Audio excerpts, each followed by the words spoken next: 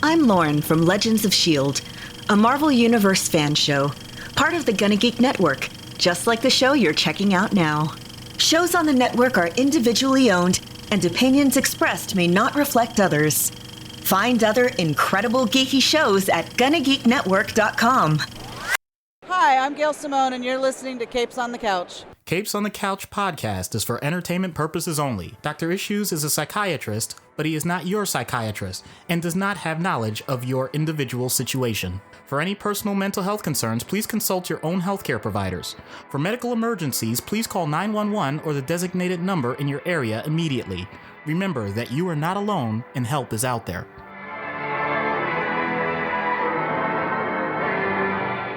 Hello and welcome to Capes on the Couch, where comics get counseling. I'm Anthony Sitko.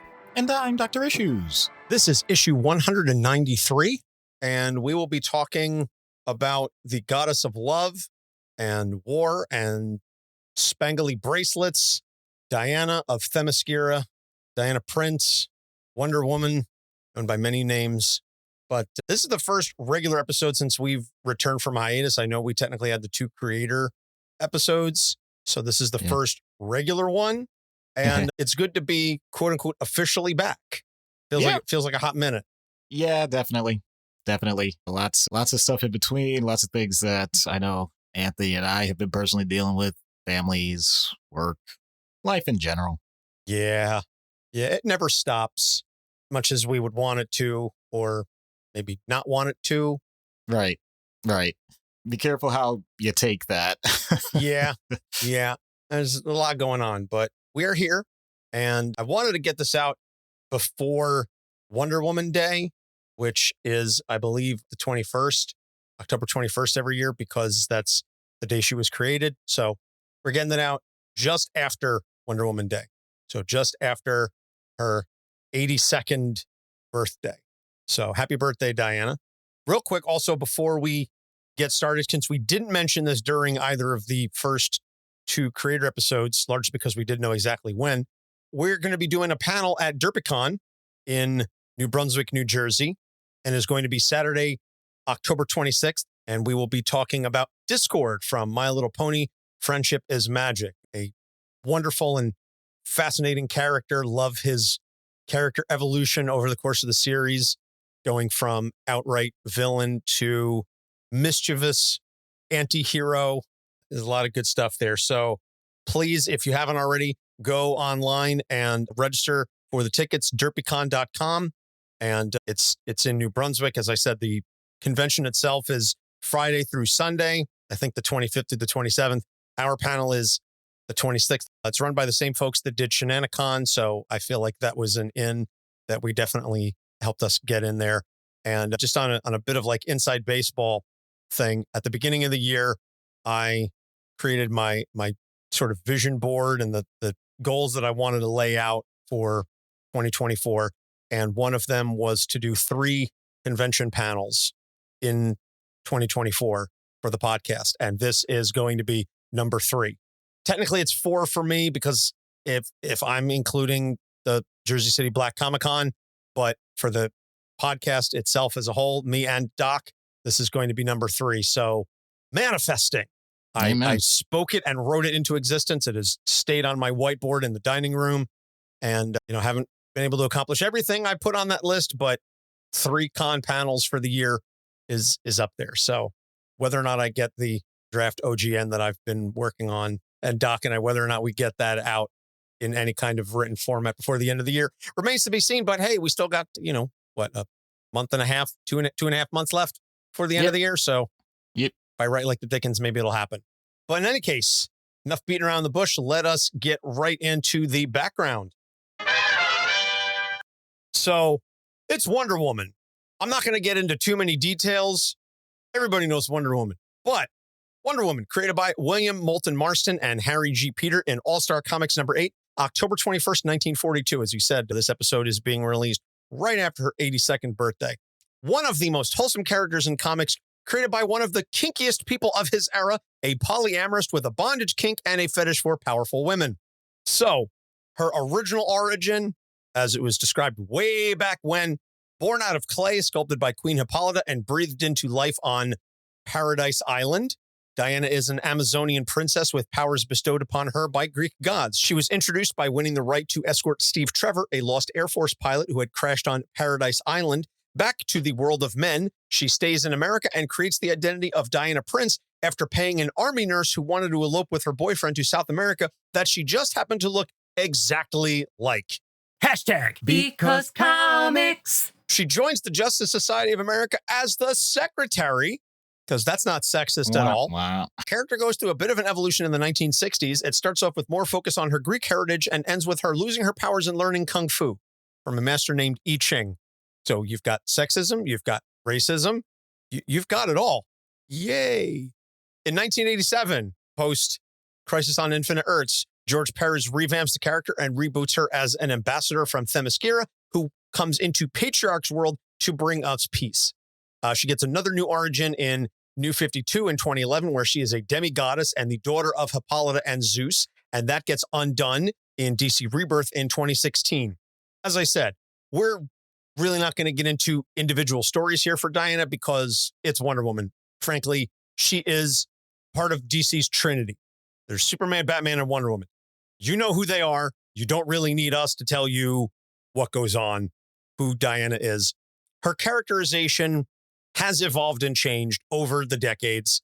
Some of it is depending on the writer. Some of it is depending on the need for the story, except for her focus on love and compassion. That has remained consistent over 82 years. And so when we get into the issues, the theme is love is wonderful, except when it hurts, which is all the time. Now, this episode was picked by our Patreon Ruby back when the presidents were still a thing. So Ruby really just had the first issue that she wanted to talk about. She said most Wonder Woman stories are focused either on her standing for what she believes in or she can have love. Why can't she be a total badass feminine icon and be in a loving, healthy relationship? So let's listen to two dudes talk about what women, how women can have it all. Oh boy.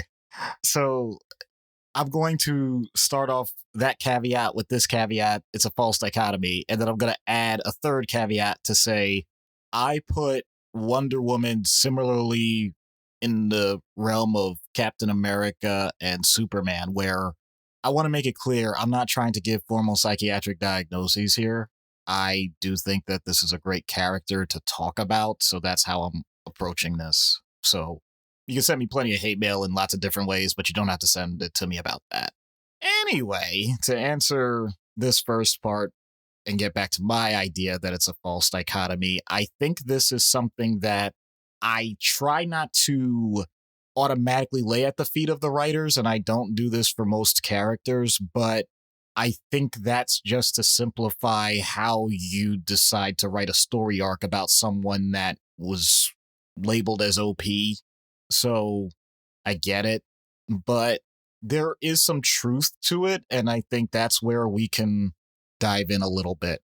Not everyone wants a person to be exactly on the same wavelength all of the time. We want to have some variety. We want to have some mystery, some intrigue. We want to get to know a person. We like that part of developing relationships. Now, if you have any sense of authority, if you have any sense of responsibility, and we'll get into those things a little bit later, then you know that you've already cast your net a bit more selectively than other people have. And it works both ways.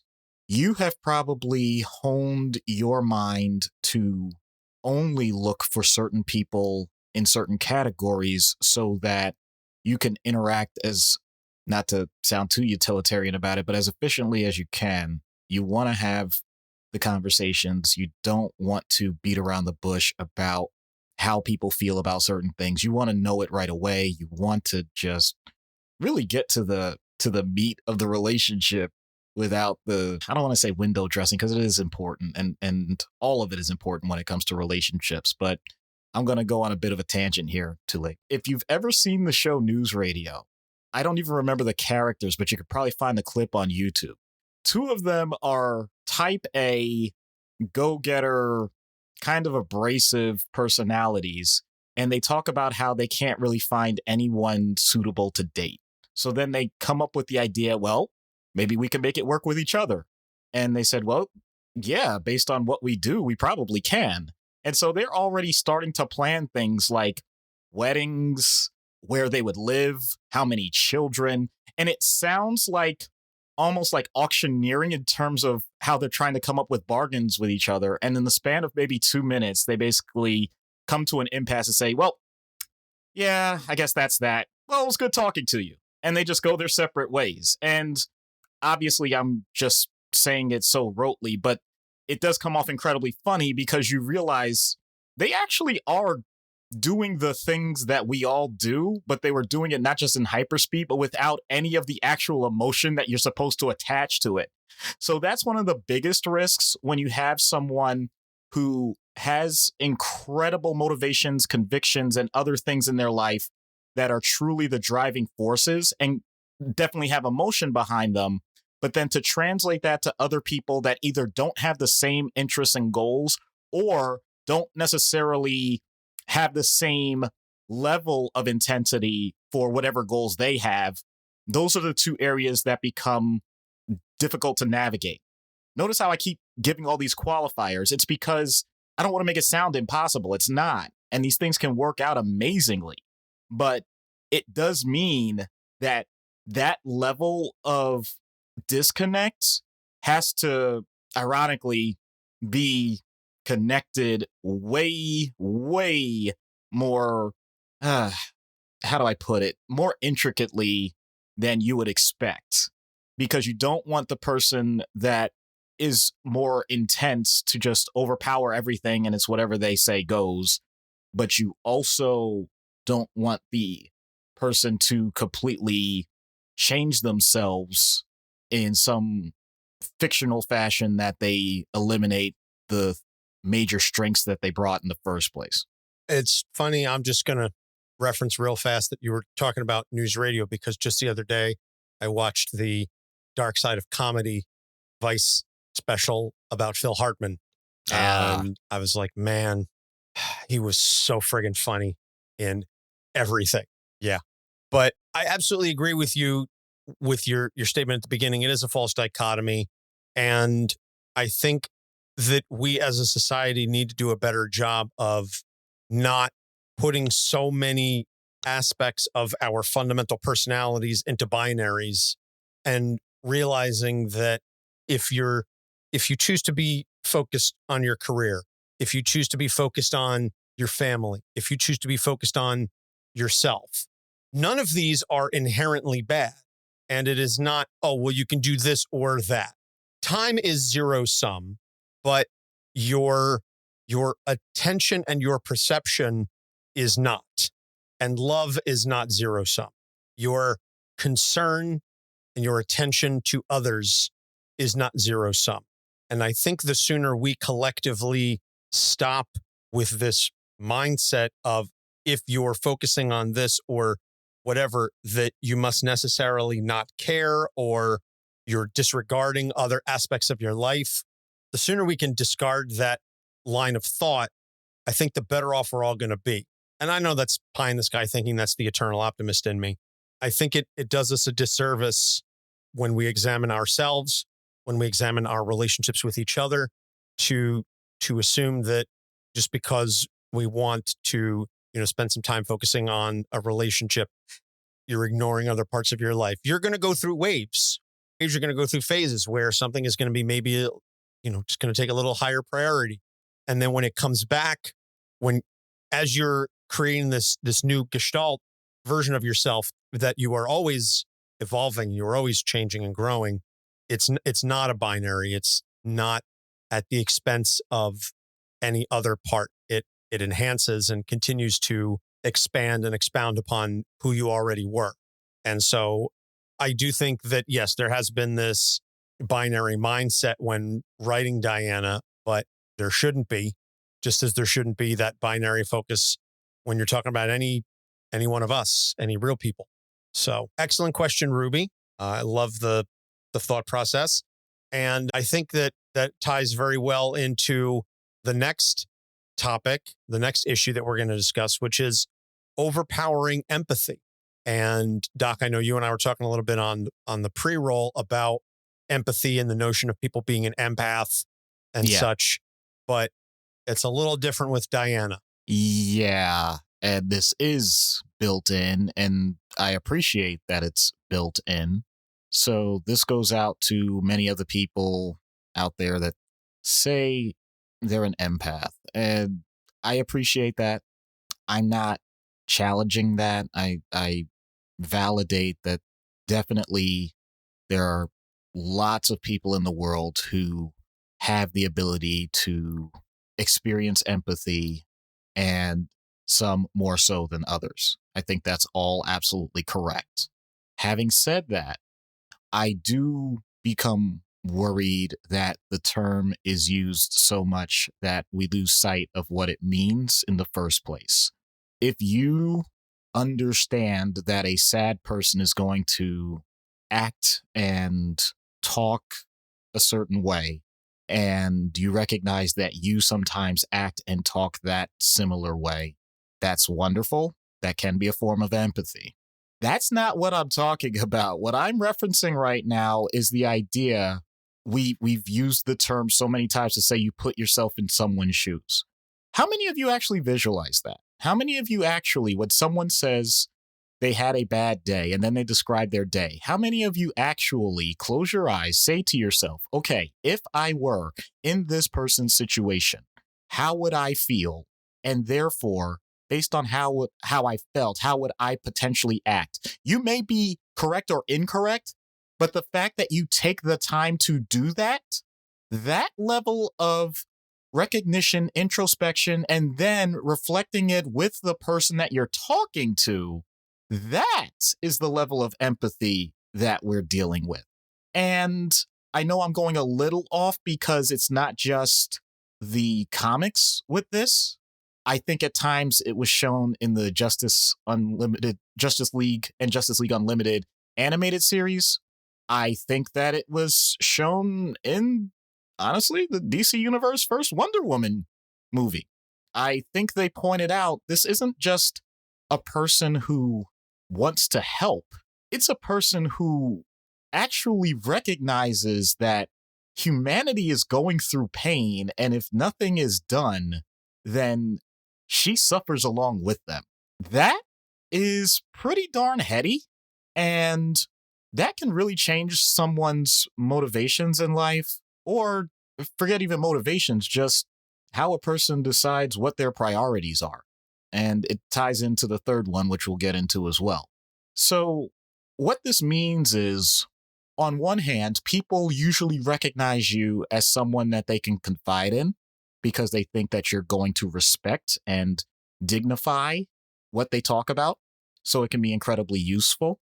It can be reassuring for a person. It can allow for a greater development of trust, which I think is also a significant part of Wonder Woman's lore. And all of those things are wonderful, no pun intended. So, Doc, why is this an issue? Well, two reasons. First, the person that now trusts you, and this may be a little heavy for some people that haven't considered this, and I'm about to tick some people off.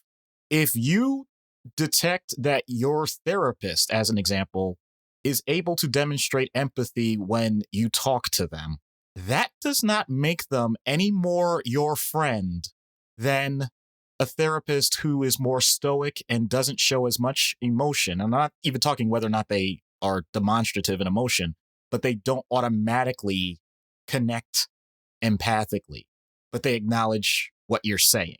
And therefore, there can be a change in the dynamics of relationships. I gave the therapist as an example for selfish reasons, but that can be true for friends. That can be true for family, coworkers, bosses, anybody.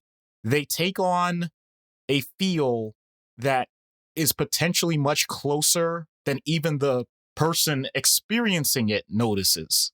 And therefore, there can be a disconnect, ironically, between what you're experiencing and what the person that is listening to you is experiencing.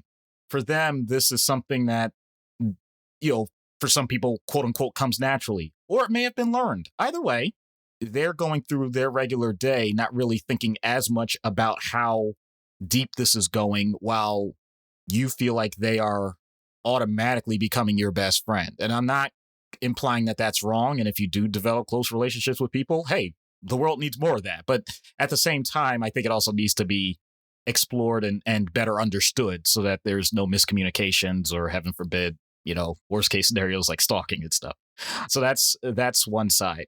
Now, for the person that often experiences the overwhelming empathy itself, I mean, that's draining the gas tank. That's the idea that sometimes you allow, and this is the stereotype that we think of, you allow the connection of the emotion to actually become the emotion. You now are not just trying to put yourself in someone else's shoes. You're basically getting to the level of, my goodness, if this person is talking about something where they didn't even want to live anymore, now you don't want to live because you think this is absolutely as horrible and the worst thing that could exist, and therefore everything is lost. And I'm giving that as an example, but yes, you can get into that emotional mindset. And if that's the case, that's not helpful for anybody.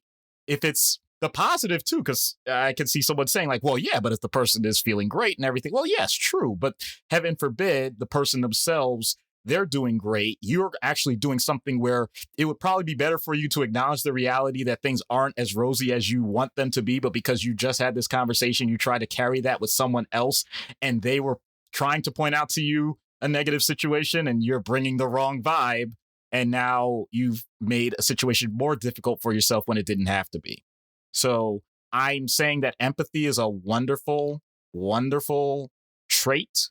It is one that needs to be mindful of and one that needs to be managed the same way any other emotional and mental state needs to be managed. Emotional vampirism. Essentially, to your point, as you were describing, you take on the emotional traits of whatever person you're around. That's something I've personally experienced, and I've luckily moved past it. But I was at a period in my life where I was searching for an identity. I was flailing around a lot, and I wasn't entirely certain of who I was, what I was, where I wanted to go, what I wanted to do with my life. And in so doing, I had some relationships and some friendships where I would essentially take on their role along with them. And then even after they left, I would still carry that with me. And it began to affect some of my personal relationships, some of the long-standing ones, family, close friends, etc. And it took a while to bleed that dry, so to speak, where it no longer affected me in that way. Now I'm at a point where if I'm around someone like that, if I'm around somebody who's having a strong emotional response, whatever it is, I will do my level best to be there for that person and assist them through whatever it is that they're going through. But I'm no longer going to take that on and carry that burden as though it were mine, because frankly, I just have too much of my own stuff to deal with. It also comes from a place of just emotional and mental maturity and recognizing that that's not my responsibility. That's not my job. I will say, with the exception, and I feel like this is kind of common for a lot of people, if I'm around somebody that's really genuinely happy, they're going to make me happier, right? And so even after they're gone, I'm in a good mood, right? It's when the people are really sad or really angry, if you're still feeling that way after interacting with those people, it happens once. I mean, it happens to the best of us, right? Somebody's in a really bad mood, they're really angry or they're really sad, whatever like that. And you're dealing with them and they leave or you leave and you're still really angry or you're still really sad. It happens. It's when it happens over and over and over and over again. And it's a recurring thing that this person is continually in this state of heavy emotion, and you continue to carry that on well past that point. that's when you need to re-examine the relationship. And I've had to cut people out because I got tired of trying to either support them through their heavy emotional needs or having their emotions affect me to that extent. And it's not an easy thing to do. It's not an easy thing to re-examine relationships in that light, but you have to do it for your own sake and for your own mental well-being, because at the end of the day, they're living their life and you're living yours, because they're not reciprocating with you. If you come in and you're super jazzed, they're not going to care. That's not going to elevate them. Or in many cases, if you come into the meeting, if you come into, hang out with them, whatever like that, and you're sad or you're really angry about something, they're not going to turn and try and elevate you. They're going to continue to suck you down with them. And that's not fair to either of you, but certainly not to you, collective general you. So that notion of overpowering empathy and that constant feeling what everyone else is feeling around you and taking on that responsibility is superhuman. And there's a reason why Diana can handle it and the rest of us struggle. And I think that perfectly segues into the third issue, which is radical responsibility, to continue that path and discussion of taking on so much burden for others around you, not just yourself and your immediate family. Diana really carries the weight of the world. Yeah. And for the sake of comics, that's the way it's supposed to be. And I'm not looking to challenge that because characters like that really elevate the medium, in my opinion. So I don't necessarily view that part as a negative. So I'm going to bring it to humanity. Shocker. All right. Please understand what I'm about to say. This might be the most wild and out there conspiracy theory that I have. Okay. I'm going to say it though, because I want to get it on record. Okay. Everybody ready? Ready? You don't control everything in the world. I swear, I don't. It may come as a shock to some of you, but you really don't. You really don't. Now, why am I laying the sarcasm on so thick? Because there are certain moments for many, I would dare say most, and if I'm really bold, I'll say all, moments in our lives where we think that is magically true. When someone you love is going through a significant challenge and you want to be there for them, and let's say it's a child, let's say it's your child, you may actually think that everything that you do is the most important thing in their life, and therefore you have to drop everything, do that immediately. And if you come close to messing anything up, then you have done the opposite. You've destroyed their world, and you are now the ultimate villain. If you have something that's due for your job, you may think, and don't get me wrong, I'm in healthcare, so believe me, I'm not trying to downplay when it's important, okay? I recognize this, but let's broaden it out a bit. You may think that in that split second, whatever you do is going to determine the fate of everyone that you know for that organization.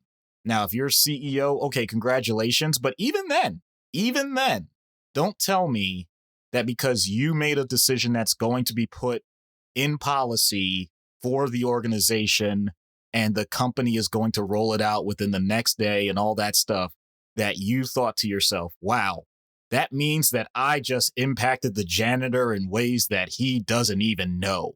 You didn't think that. You really didn't. So what am I getting at with all of this? It implies that while I appreciate the idea of interconnectivity of society and human interaction, while I appreciate the sense of self-worth that you may have from knowing that your actions do impact those around you, that's all true. But the myth that any one thing that you do is going to always impact everyone around you in a way that's so complete that any other choice is at the detriment of everyone else, and therefore you are not just the most important person in the room, but that if something goes wrong, and here's the twist, if something goes wrong, you are now not just the savior, you are also the most evil person because you have doomed us all. You place an incredible amount of blame for yourself. And here's the part that I've noticed. People that do this usually aren't as narcissistic as you think. They don't do it because they want praise. They don't do it because they want more power. They usually are doing it because they think if anybody else does it, then they have somehow become weaker. And they somehow, if they don't take responsibility for when something goes wrong, then it means that they are automatically making someone else the scapegoat and making them feel worse. And they don't want to put that on anybody else. So, just to clarify, in case anybody was wondering, there are a few instances where, yes, you do have that level of responsibility. If you're in the trauma bay and people have been stabbed, shot, and everything else, and they're bleeding out, yes, the decisions you make are going to determine that person's life. Okay, I'm not denying that. If you are a pilot, yes, the decisions you make are going to determine the fate of you and everyone else that you are piloting. Same thing if you're driving a bus. Same thing if you're a captain of a ship. Yes, I recognize that. If you are a soldier, if you are part of the military, I am not discrediting the realities of life where that is true. I'm not denying it. But once again, I'm able to put those boundaries. That doesn't mean you have to apply it to every other section of your life. So for all of those people that do those types of services, bless you, thank you. You are underappreciated, you are undervalued, and I really do think that the world should be kissing your feet. I'm not denying that. But do not put that burden on yourself in every other environment. And once again, not to sound like it's always true, but I know a lot of you, if you're listening to this, you know what I'm talking about. Please, please keep those boundaries. That way, when the times count, you leave it there and you don't have to take it everywhere with you for the rest of your life and drain your battery constantly. Enough said there. I'm not going to argue or add to that at all. So with that being said, we're going to take a little break. We're going to plug some shows. When we get back, we'll get into treatment. Stick around. Do you love movies and psychology? Do you want to know what it would be like if Batman was in your therapy office? Listen to our podcast, Popcorn Psychology. 3 therapists dissect blockbuster movies, available everywhere you find podcasts. Have you ever wondered what scotch will make your palate feel like it's just gone on a majestic journey through the Highlands? If LeBron will ever win another ring? Or if the Leafs will ever win another Stanley Cup? Mike, if they tune in to Scotch and Sports, they're going to find all that out and more. They're going to find out what's souring our scotch, what our next scotch on the shelf is, and our On the Rocks segment, where we debate 2 topics. You just met Mike. I'm Gertie. We got suds coming up, and we may be drinking scotch, but our biased opinions don't change no matter how much we've had, and we have quite a bit. We'll even answer viewer questions, so send them in, and if you don't like the answer, well, we'll just have to have another scotch, and we can still all be friends. We even talk a little, or a lot, of pop culture. Where else can you find hot takes on WandaVision, NFL analysis, and the fact that the Leafs will in fact win the Stanley Cup this year? Answer, Scotch and Sports. And we're back. So starting with treatment in universe.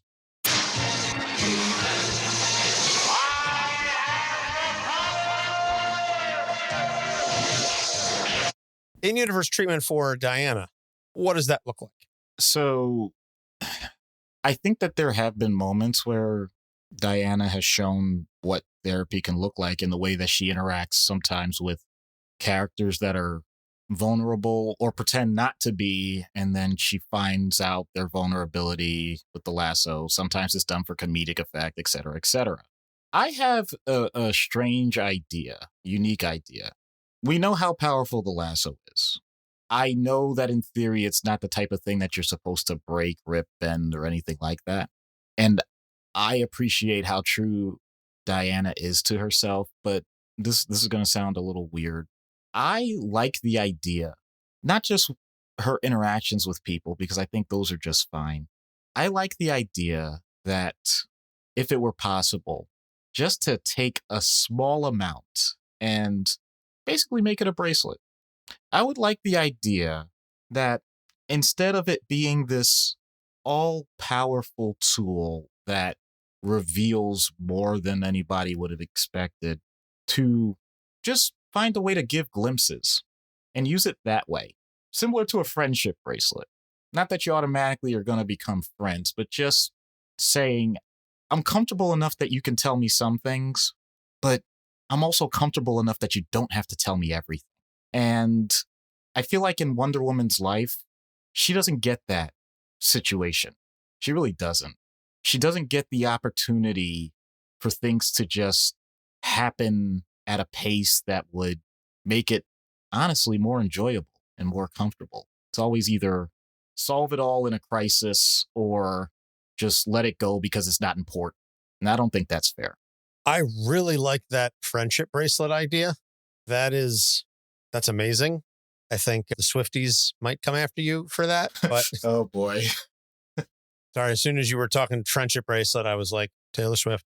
But no, seriously, that's a wonderful thing to just offer that little bit of honesty and emotional regulation without needing to be overwhelming and a full trauma dump, as it were. I think that's beautiful. Out of universe now, I think you've got somebody perhaps who may be, regal, perhaps someone of royal blood who's been kind of cloistered away for a bit and really wants to do good things, but struggles with the weight and the burden of responsibility. And as I'm talking aloud, I'm kind of realizing a bit of a parallel, particularly with the name Diana, that I swear I'm just making this up as I go along, but there is some similarities there between Wonder Woman and Princess Diana. Certainly not, I'm not alleging at all that Diana Spencer was this all wonderful, all good, all loving person. She certainly wasn't without her own flaws, but just in that sense of, very public figure, royalty, et cetera, et cetera. Yeah, I'm going to expand it a little bit. Well, actually, I'm going to do two things. I mean, look, we can do some entertainment in this podcast. So my family has actually been to the palace honoring Diana in London. So, we got to learn a bit about that, see that. Now, I'm not going to lie. I didn't learn as much as I probably could have because a lot of it was just focused on the different dresses that she wore that were on display and things like that. And I really don't care. But I think you're right. And that's a good example, but I'm going to expand it because I'm sure there are some people that are like, oh, yes, because I want to compare my life to a princess. The idea, though, that I think I alluded to it to begin with. I'm like, if you are the strong woman in your environment, if you are the strong man in your environment, I mean, you can expand upon it. But the whole point is you are the icon. You are the person that people look to in certain ways. And as always, it's who heals the healers, who protects the protectors, who sorry for the comic reference, who watches the Watchmen. But I mean, just the idea that for whatever reason, you are now or always have been that person. And that can be, ironically, a very lonely place to be. If you're dealing with that, a therapist would like to point out, as always, and I think Anthony has always said it very well, you can't fill from an empty cup. If your first notion is to always look to help others or look to sacrifice things about your time, your energy, your knowledge, your compassion, but you do it so much that you start to neglect yourself, that's the first thing to notice. The best thing you can do is to set the example because you're actually in a position where they've already been paying attention and they will more so if you do the basics right. If you get enough sleep, if you eat properly, if you exercise, if you take time for self-care, then yeah, you're actually going to have a greater impact than you think doing that. If you have means, whether that is your position or your monetary availability, and you find a way to make that last, there's a book I'm going to recommend. And actually, I don't agree with a lot of this book, but it introduces, I think, a major premise that, especially I'll kind of extrapolate to Western society mostly. The book is named Die with Zero by Bill Perkins. The idea of it is not that on your deathbed, you should spend your very last dollar before the check bounces or whatever. That's not the point. The point is plan out your life so that if you happen to be in a position of means, that you're not just waiting to the very last minute and then making this charitable fund after you die. It doesn't just all have to be in a trust that is going to be in perpetuity, which is a wonderful thing, not denying that.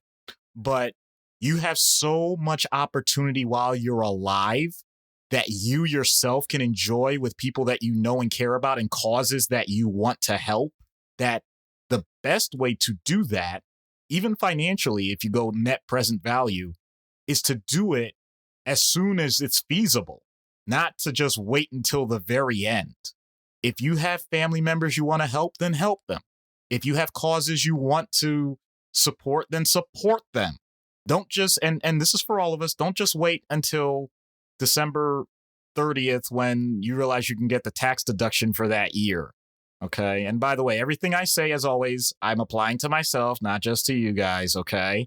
It's the idea that you should always show gratitude for what you have, but it's even better to show gratitude for being able to give to those who don't. The idea that you're giving of yourself in a way that other people don't have the opportunity to is not very common. And so someone like that, we don't get to see in that way nearly as much, because in comics, we look at the vigilantism, meaning we can go outside the law to use resources to do what we want. And I'll admit, those are everybody's favorite characters. Iron Man, Batman, we get that. But the boring, quote unquote, boring part is things, and turn the politics off, people, please understand what I'm saying, is when you get the concept of a billionaire that is actually creating a foundation that wants to do things while they're alive in ways that no one else could, simply because people can't count that high in terms of what they can do. And if you have someone from an ethics bound position, hint, hint, therapist, who can make sure that things don't go off the rails and we don't end up with Hank Scorpio from The Simpsons, then it can actually be a wonderful thing. So yes, I know that Wonder Woman is about a powerful Amazonian woman learning how to thrive in a man's world and trying to sustain a sense of independence and justice for everyone, despite the things you mentioned before, like sexism and, racism and all those things. And yes, those things still exist and the glass ceiling is real, but also saying you don't have to do that all at once. You don't have to do it all the time. And if you need to rest from that fight, you're not a failure, because there are a lot of people, both male and female, that sometimes get to that point. And if therapists could support them through that, then I think that might be the best thing for the planet. Beautiful. Beautifully said. So with the help of my wife's cousin, Eleni, let's see what happens when we get Wonder Woman on Dr. Issues' couch. Hello, Diana. Although I should be calling you a more regal name, I'm Dr. Issues. I've done extensive research on your background, because if you're like any other strong women in my life, you don't suffer fools. I appreciate that. And yes, Diana is fine. So what can I do for you? As much research as you must have done, I'm sure you already have ideas. I'm really laid back to start. I prefer my patients to dive in and set the tone. That also sounds like a way to pad the hourly wage you make. No offense. None taken. I'm getting the sense that you're being courteous, but not exactly sold on the idea of opening up to me. Is that so surprising? No, not at all. So, since you want to dive in, I have a proposition for you. I'm going to put my arm out. Go ahead. Give me the lasso. Excuse me? I'm not trying to use it. I mean, you'd crush me with your thumb alone. I'm saying just whatever, Start up eloquently, end up a fumbling mess. Why am I not surprised? Here's how it works. If I use it, then you won't be able to hold back. You'll be more vulnerable than you could fathom. Anchto biblio, an open book. Ever had that dream where you're in your underwear in front of a class? Multiply that by 1,000-fold. Oh, yep, lay it on me. Why are you doing this? My only goal in life besides making sure the people I care about are taken care of is to make sure that I don't screw up too badly. That is not very reassuring. I know. I have many points in my life where I get evil thoughts and I never, ever, ever act on them. I get drained by talking to people, and yet I do it for a living. I never think I'm actually that good at anything. I wish that I were at some remote mountain range away from society at large so I can finally know solitude. But that's a fever dream. I love my friends. I love my family. I try to push away everyone with my weirdness, and I still screwed it up because they embraced it. Okay, I can probably say this calmer. The world is messed up, and so am I, so are you, so is everyone. Come on, Doc, pull it together. But we can all be messed up, in the right way. So I'm going to put this away now. You're not exactly a marketer for yourself. No, and I know that I can't deal with things alone. I'm sure you understand that. But that's why therapists aren't supposed to open with everything, because I don't want to pass my wounds on to you. This was a little different in my head, and this may have been a mistake. I understand if you want to stop. No one asks for the lasso. You embraced it. That's commendable. Thank you. So I did have a follow-up question after doing this. What did it do when you tried it for yourself? I mean, I can't imagine not being able to avoid trying it. I'm not sure what you mean. I can be bound, but I'm not trying to imply that because of your powers or something that you're immune. It's just okay. Maybe this was a mistake. I mean, I've dealt with immense power before, and sometimes it doesn't work out the way I want it to, but I've always had boundaries. So I'll pull back a little. So forget the lasso. Like, what's the ultimate truth about yourself? I don't know if I can answer that without compromising one core value for another. I'm willing to make sacrifices that no mortal could survive, all for justice. But if that's true, then how could I subject a mortal to the same? So that's out. And those who survive with me, they have their own. I'm there when no one else will be. But once the situation has ended, who will be there for me? Trick question. I'm all that I ever need. But I choose not to believe that all of the time. I allow my vulnerabilities to become assets. Wow, that doesn't make any sense when I say it out loud. What I'm getting at is every part of my being must endure for the good of everyone's sake. That is what I know. And my life is only the richer if, at least some of the time, I can have those who understand by my side. It must have taken you years to come to that conclusion. Decades, centuries even. And it doesn't sound like you have any intention of slowing down. Only if I want to, and not permanently. You may want to enjoy the journey, not just the result. Cada embodio ya caló. The next challenge is the next reward. So do you enjoy the challenge itself or just the reward? It may sound perverse, but there have been times where I was in combat, and that's all that mattered. I could sense everything about that moment. Glimpses of the past experience guided my moves. Days of endurance compressed into a single blow. Fear was that somewhere, but so was gratitude. Peace even. Then triumph and a small portion of regret that I'll never feel that again unless it's demanded of me. Wow, you hit heavy. And I don't just mean the physical sense. What is that? Why is your wrist glowing? Are you some sort of demon? Huh? No, it's hard to explain, but my watch blinks and buzzes when I get an alert on my phone. Your watch is under your skin? Well, I was trying to avoid this, but I probably should rip this off. Ow! That hurt more than the instructions said. Whew. I put on a layer of biomaterial that matches my skin so the lasso's effects would be dampened. I was worried I'd give out my social security number or something. You try to defy the truth. Lucrar! No. I'm saying I'm an honest man to a fault. I just don't want to be too embarrassed or weakened or something. Look, it didn't even work, okay? Everything I said was true, and you can put it on again to make sure. No need. People have tried that before. Where did you get the idea for that anyway? I'm not allowed to. Bruce, I'm still not allowed to say anything. you don't hide your face well. It's the only way I can live with myself. I hope you understand. As with every man I meet, all I can do is try. So, biomaterial, huh?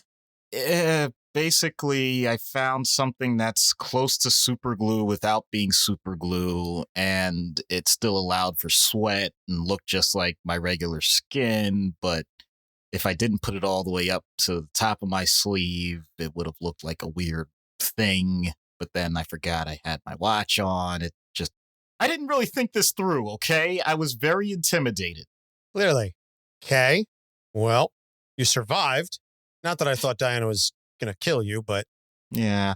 It's... You know what? And honestly, for everybody listening, this is something very true about me. You know how some people say they're an open book or a closed book or whatever? I consider myself neither. I'm a book. I'm a book on the shelf. You can read me at any point. Do I automatically volunteer things? Or if I'm not being spoken to, I won't say a darn word. If you ask me something, you'll get my answer. And you'll probably get more than you wanted in the first place. Because it's just all there, ready and available. So while it may have sounded weird for the skit, that really is how I am. And I think my father actually does the best impersonation of it. He basically says, you keep things like totally tight-lipped. And I say, it's not tight-lipped. No one asked me. He said, yeah, then why does it seem like you're a cork that just popped off a champagne bottle? Like, well, because it's always there. And being your brother for close to 30 years, I can attest to the veracity of everything that Pop said, and then some. And many thanks to Eleni, my wife's cousin. It's one of the many benefits, I suppose, of marrying a Greek woman is when it came time to say, oh, well, we need somebody who can speak with a Greek accent and read some Greek stuff. I was like, well, really don't think it's going to be a problem to find anybody. So kudos to Eleni for stepping up and doing a fantastic job. Thanks again, cuz. Recommended reading is the George Perez run and the recent Wonder Woman Historia, Kelly Thompson. Got rave reviews. Absolutely fantastic artwork as well. Just a good, solid, encompassing story about Diana and the rest of the Amazons. Upcoming episodes, actually on our list and has been on our list for quite some time, is Storm. So I know we talked to Morewa Ayudele about the Storm comic book, but we also wanted to do an episode on Storm, the character, as a whole and getting into that. So we're working on that. And then Shadow Man, who just had a new book come out, a new miniseries come out. So you can check that out. And then Manwolf.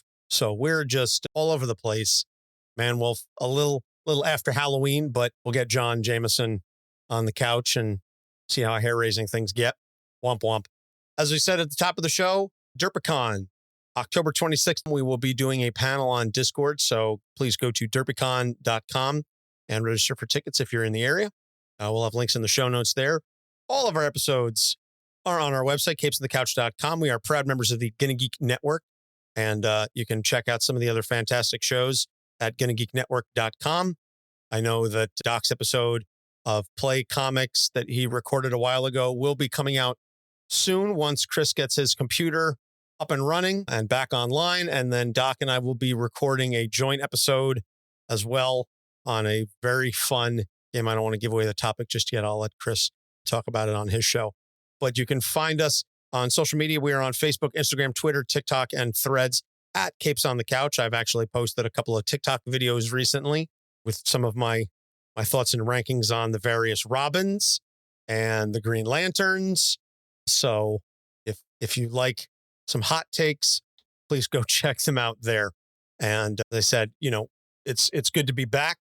We'll be doing this more consistently. We've got some other creator episodes that we're working on, as well as a new sub-series that we'll be introducing soon this season. Talking to some colleagues of ours. And then, our 200th episode is coming up, our 200th formal episode, not including all the other additional ones, but our 200th regular episode. So we got some cool ideas planned for that one as well. So before we head out, Doc? So I don't have any specific puns. I'm just going to point something out.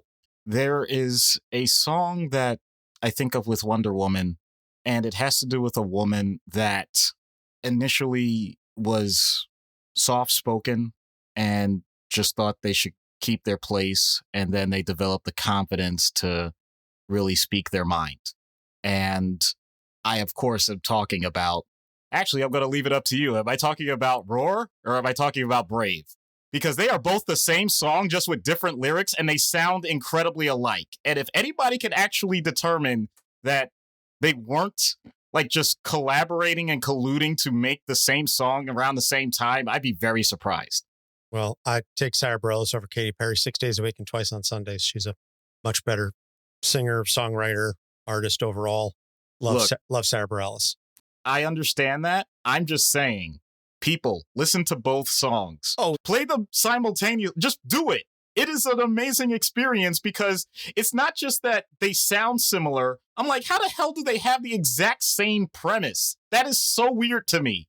Whose producer just copy one off the other? I don't know. Yeah. You and everybody else acknowledges that. So for Doc Issues, I'm Anthony Sitko. Thanks for listening. We'll see you next time. Capes on the Couch podcast is for entertainment purposes only. Dr. Issues is a psychiatrist, but he is not your psychiatrist and does not have knowledge of your individual situation. For any personal mental health concerns, please consult your own healthcare providers. For medical emergencies, please call 911 or the designated number in your area immediately. Remember that you are not alone and help is out there.